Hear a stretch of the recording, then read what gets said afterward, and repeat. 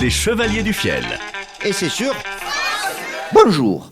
Et oui, c'est mon petit conservatoire avec chaque fois, vous le savez, des invités de marque. Et aujourd'hui, c'est pas n'importe qui, c'est Antoine Charpentier qui raconte la véritable histoire de Jeanne d'Arc. Bonjour Antoine. Bonjour.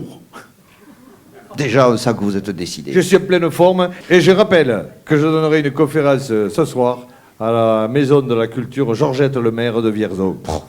Georgette, tu nous manques si tu nous attends. On vous écoute. Je sens que vous pétez le feu, vous. Je suis en pleine forme. Bon. Je voudrais vous parler de la vie de Jeanne d'Arc. C'est déjà tout un programme. Oui, tout commence en 1420. 1420, gros bordel en France. On n'avait quand même pas de vice-président du Modem qui se finissait au Castorama, mais quand même, c'était chaud. On avait Charles VI, qui était aussi appelé Charles Alpes-Maritimes, en raison de sa plaque minéralogique. Vous êtes lumineux, Antoine. Je suis en pleine forme, ouais.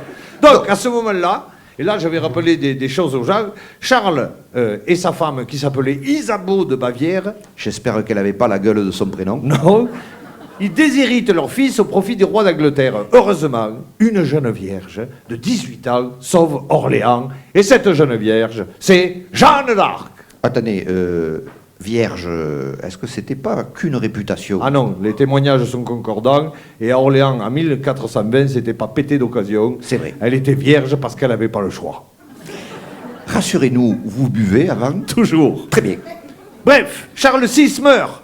Mais comme Henri V est mort juste avant, et que Henri VI, qui doit régner, est bien trop jeune, c'est Charles VII qui règne. Ouh, faut avoir fait des maths. Ah oui, on se croirait aux primaires chez les Républicains. C'est un peu ça, oui. Voilà. Il y a du monde pour peu d'élus. Mal barré, il se sent acculé. Attendez, excusez-moi, rassurez-nous, vous pouvez répéter? Acculé. C'est bien, tout le monde est soulagé. Et là, il rencontre Jeanne d'Arc. On sait où? On ne sait pas, mais la légende dit que c'était dans un horse drive. C'est-à-dire? C'est un drive-in pour les chevaux. Ah, mais oui. À l'époque, il y avait ça. Oui. Comme ça, on faisait du cheval, on ne s'arrêtait pas. On s'arrêtait devant une cabane, on servait un cuisseau de mouton au chauffeur du cheval et un seau avec de l'avoine. Et c'est parfait, on se régale. Oui. Revenons sur Jeanne d'Arc, bien qu'elle soit vierge. Elle a... Excusez-moi. Elle a 13 ans et quand même. elle a des voix. Et pas de chemin de fer. Non. Des voix, des apparitions, un peu comme quand Ségolène Royal est revenue au gouvernement. Reviens au gouvernement.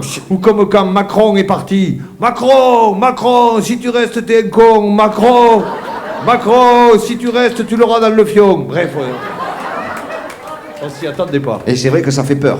Oui. Et elle rencontre Charles VII.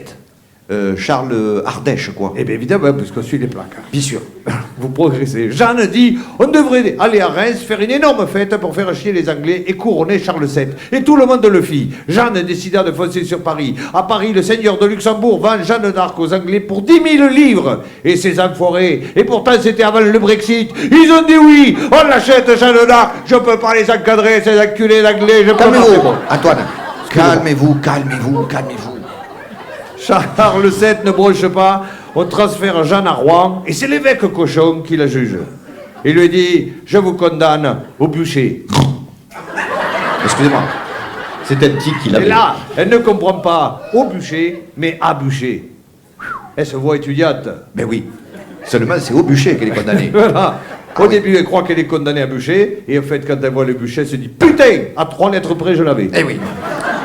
On atteint des sommets quand même dans Évidemment. cette émission. Béatifié en 1909, canonisé en 1920, et c'est bien normal parce que c'en était un canon. Ah ben oui.